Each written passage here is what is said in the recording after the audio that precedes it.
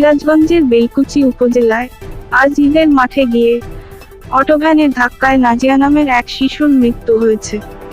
সোমবার 17 জুন সকালে বেলকুচি উপজেলার দুপুরিয়াবেড়া ইউনিয়নের কল্যাণপুর ঈদগাহ মাঠ এলাকায় এ ঘটনাটি ঘটে।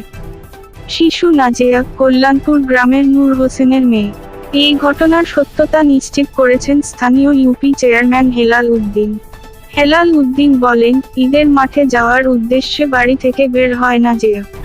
আঞ্চলিক সড়ক পাড়ি দিতে গেলে একটি অটোভ্যান তাকে ধাক্কা দিলে গুরুতর আহত হয়।